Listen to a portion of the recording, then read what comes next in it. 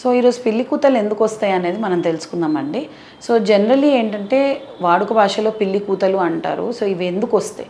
So ఏదైనా exposure అయినప్పుడు usually పేషెంట్స్కి ఏంటంటే స్మోక్ ఎక్స్పోజర్ అంటే సిగరెట్ స్మోకింగ్ చేసే వాళ్ళు కానివ్వండి, బీడీ స్మోకింగ్ చేసిన వాళ్ళు కానివ్వండి, లేదా ఆడవాళ్ళలో ఇంతకుముందు కట్టెల పొయ్యి, బొగ్గుల పొయ్యి ఆ పొగ ఇన్హేల్ చేసిన వాళ్ళు. సో నార్మల్లీ ఏంటంటే మనకి ఊపిరితిత్తులు గొట్టాలు ఇలా ఉంటాయండి. సో నార్మల్గా ఇలా ఇక్కడ నుంచి శ్వాస లోపలికి వెళ్తుంది, బయటకు వస్తుంది. సో ఈ స్మోక్ ఎక్స్పోజర్ ఉన్న వాళ్ళకి ఏమవుతుందంటే ఈ ఊపిరితిత్తుల్లో ఇలా వాపు డెవలప్ అవుతుంది. ఈ ఎరుపుదనం ఏదైతే చూస్తున్నారో వాపు అనమాట. సో ఇలా వాపు వచ్చినప్పుడు దీని నుంచి వెళ్ళే గాలి కన్నా 50% తక్కువ వెళ్తుందండి.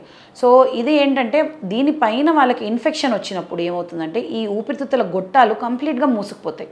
సో మూసుకుపోయినప్పుడు దీని నుంచి గాలి లోపలికి బయటికి వెళ్ళినప్పుడు పిల్లి కూతల్లాగా శబ్దం వస్తుంది. సో ఇది ఎందుకు వస్తుంది?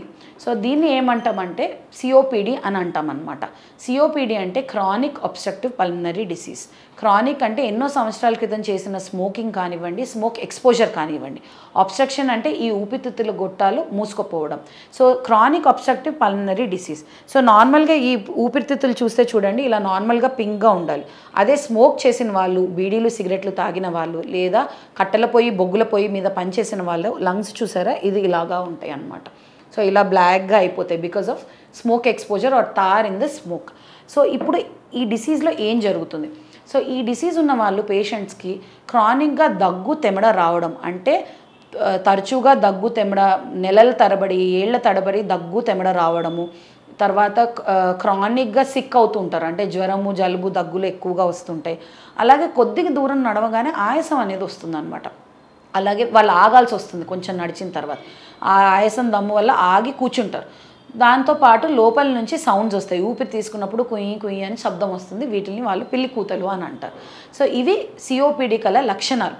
సో ఇది ఎందుకు వస్తుంది అంటే ఈ ఊపిరితిత్తుల గొట్టాలు మూసుకుపోవడం వల్ల. ఇప్పుడు ఇలా ఉండాల్సిన గొట్టాలు ఏవైతే ఇలా ఉన్నాయో, సో నార్మల్ పర్సన్లో ఇలా ఉంటాయి గొట్టాలు. ఇలా ఉండాల్సిన గొట్టాలు ఇలా ఇక్కడ వాపు కనిపిస్తున్నది కదండి, ఇలా పూర్తిగా వాపు వచ్చి ఇలా మూసుకుపోతుంది. సో ఈ మూసుకున్న గొట్టం నుంచి ఎయిర్ వెళ్ళినప్పుడు, గాలి వెళ్ళినప్పుడు ఈ శబ్దం అనేది వస్తుంది. సో దీనికి మనం ఎలా డయాగ్నోస్ చేస్తాం? సో యూజువల్లీ ఏంటంటే చెస్ట్ ఎక్స్రే, ఛాతీ ఎక్స్రే చేస్తామండి. దాంతో మనకి ఏం తెలుస్తుందంటే ఈ పిల్లి కూతలు ఏమన్నా న్యూమోనియా కూడా ఉందా లేదా అనేది మనం డయాగ్నోస్ చేయొచ్చు. సో న్యూమోనియా మనం రూల్ అవుట్ చేయొచ్చు, అలాగే సిఓపిడిని కూడా మనం డయాగ్నోస్ చేయొచ్చు. దీంతోపాటు మనము బ్లడ్ టెస్ట్ చేస్తాము, ఎలర్జీ ఏమన్నా ఉందా అనేది రూల్ అవుట్ చేసుకుంటాము. అలాగే దీనికి పిఎఫ్టి ఆర్ స్పైరోమీటర్ అనే టెస్ట్ ఉంటుంది. సో ఒక మెషిన్ ఉంటుంది, ఆ మెషిన్లో 6 సెకండ్ల వరకు పేషెంట్ ఊదాలండి. దాన్ని బట్టి ఈ సిఓపిడి ఉందా లేదా, ఉంటే దీని తీవ్రత ఏంటి, మైల్డ్ డిసీజ్ ఉందా, మోడరేట్ డిసీజ్ ఉందా, లేదా సివియర్ డిసీజ్ ఉందా అనేది మనం తెలుసుకోవచ్చు. సో దీన్ని బట్టి ఏంటంటే మనం ట్రీట్మెంట్ అనేది ఇవ్వచ్చు. సో దీనికి ట్రీట్మెంట్ ఏంటి అంటే ఇన్హేలర్స్ అండి. సో శ్వాస ద్వారా తీసుకునే మందులు దీనికి ట్రీట్మెంట్ అనమాట. సో ఈ ఇన్హేలర్స్ ఏం చేస్తాయంటే ఈ ఊపిరితిత్తుల గొట్టాల్లో ఉన్న వాపుని రివర్స్ చేసి మామూలుగా శ్వాస తీసుకునేటట్టు చేస్తుంది. సో దీంతో దమ్ము, ఆయాసం తగ్గుతుంది, దగ్గు తెమడ కూడా తగ్గుతుంది అనమాట. సో ఇన్హేలర్స్ గురించి చాలా మిత్స్ ఉన్నాయి, అంటే అలవాటు పడిపోతారు లేదా ఇన్హేలర్స్ వల్ల సైడ్ ఎఫెక్ట్స్ ఉంటాయని. సో ఇవన్నీ తప్పు. ఎందుకంటే ఇన్హేలర్స్ అనేది they are not at all addictive.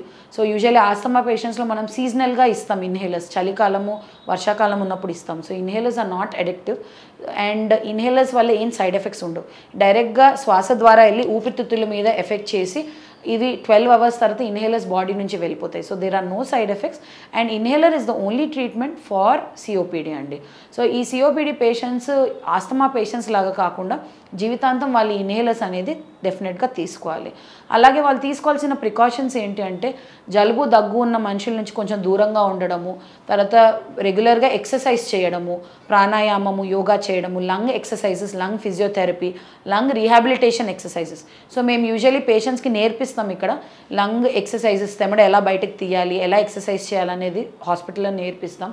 So ఈ ఎక్సర్సైజెస్ రెగ్యులర్గా చేసుకుంటే తెమడ అనేది వాళ్ళు ఎక్స్పెక్టరేట్ చేయొచ్చు.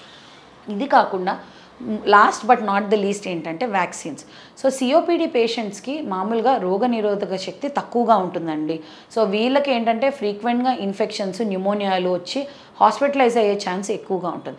సో ఇలాంటి పేషెంట్స్ డెఫినెట్గా వ్యాక్సిన్స్ అనేవి తీసుకోవాలి. వ్యాక్సిన్స్లో కూడా 2 రకాలండి, influenza vaccine and pneumococcal vaccine. Influenza vaccine వచ్చేసి ఒక వైరల్ వ్యాక్సిన్ అండి. మీరు కామన్గా స్వైన్ ఫ్లూ అని లేదా ఇది H1N1 అని వినుంటారు.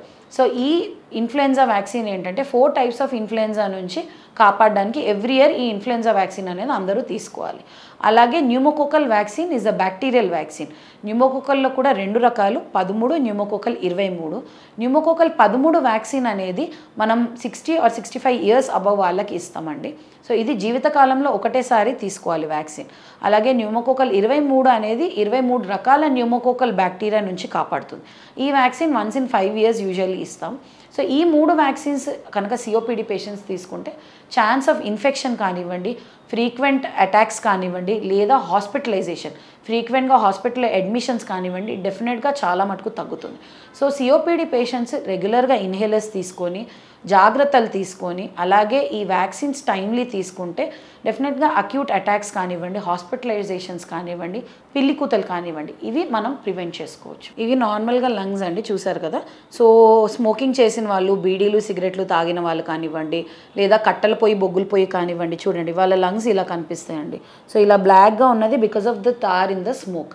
సో స్మోక్ ఎక్స్పోజర్ అయిన వాళ్ళ లంగ్స్ ఇలా ఉంటాయి. నార్మల్గా ఈ ఊపిరితిత్తుల్లో గొట్టాలు ఉంటాయండి, ఇలా ఉంటుంది. దీని నుంచి శ్వాస వెళ్తుంది, బయటకు వస్తుంది.